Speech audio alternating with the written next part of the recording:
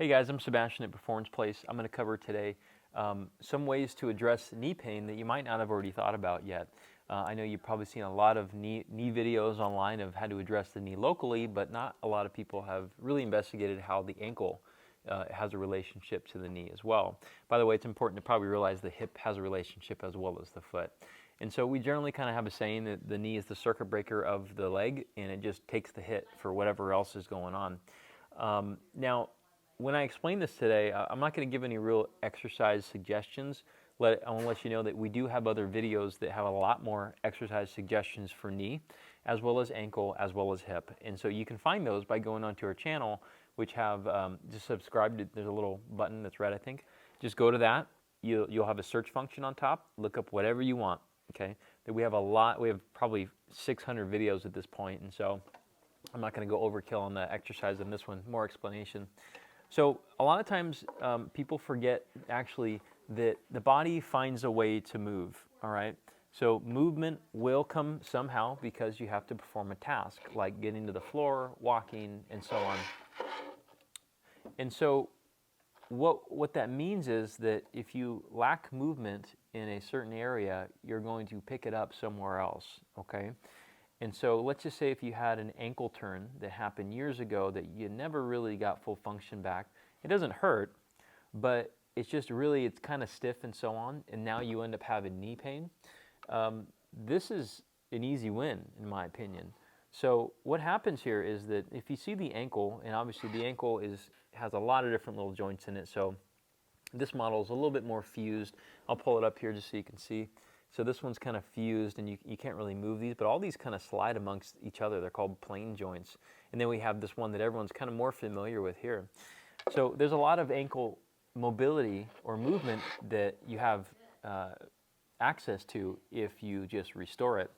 Now, what happens here in standing, let's just say we have our knee here and we have our ankle, all right? And so say we kind of step on some unstable surface where we have to fluctuate a little bit here from the bottom. Now, what we know from the mobility stability continuum is that the body has some alternating joints of mobile, stable, and so on. And so the foot's relatively stable, the ankle is relatively mobile, and the knee is relatively stable. And so the knee moves a lot in forward, backwards direction, but it doesn't really like a lot of rotation, and it doesn't like a lot of movement like this. And so actually, a lot of people that you probably find that have tweaked their knee don't tweak it just by bending it forward and backwards. They tweak it by rotating it somehow, or stepping off a curb, or going on they turn their ankle on a rock, or so on. And so if we give our ankle more options to move, we'll actually deload the knee and let it self-repair. And so I'll give you an example here. Is if you check out this ankle, so I'm just going to rock it like I kind of stepped on a rock or something here on the inner part here. Notice that I'm keeping this knee stable. It's not really having to do much because the ankle is doing the movement. And so we have different directions this ankle can go, and the knee's really not moving too much. Now, let's put duct tape on this ankle here, and let's still have that same rock that forms, okay? And so we notice that the knee now moves, and the hip's probably going to move above it too, because the ankle's not moving. Similarly, if you step on something outward here, then the knee is going to take the brunt too, okay? So what we need to do is deload the knee, build mobility in the ankle here, build some support at the foot, and then build also from above it too, which is a little bit more hip mobility as well as core strength. Okay, I know this seems like you're not really working on your knee, but you really are. Okay, and using this type of approach is pretty simple.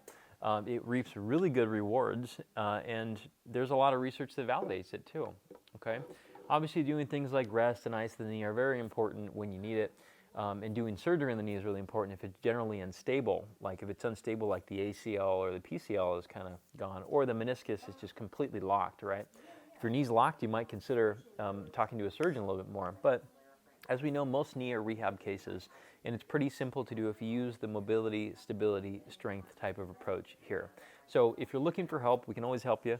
We worked with people with jumper's knee, meniscal pain, chondromalacia patella, or patellofemoral pain, quad tendonitis, all that kind of stuff. We've worked with people with all those things.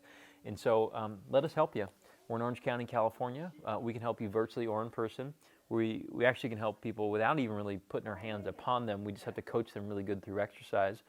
We also offer custom programs too if you want something. Really what you need to do is you need to be able to produce a change over time, okay? I won't go overkill on this, but the basic idea is that rehabilitation really comes down to creating a stimulus the body will adapt to in a favorable way. All right, your ankle has really done a good job of stabilizing itself because something's not right going on in there, okay? And so that's an adaptation process that happens over time too. It doesn't happen overnight. So what you need to do is find a program that reduces your pain within 2 weeks and then produces pain-free adaptation challenges, okay? And that really comes down to, again, mobility, stability, strength, all right? Do things that are challenging. If you don't, this probably will come back, all right? Things come back for people all the time. In my opinion, it's because they don't actually do the work that comes after the pain reduction, all right? It's easy to reduce pain. It's harder to keep it away. So, love to help you guys out. If you have any questions, we do have a gift for you as well. Check in the link description below, which covers a lot of knee questions and concerns that people have, as well as mistakes that they make. And so we try to give you as much good information as we possibly can here. There's lots of YouTube videos, lots of webinars, lots of audios, and so on. So, but if you're looking for one-on-one attention, or if you're looking for something custom built for you, we can do that as well. So see you guys next time. Take care.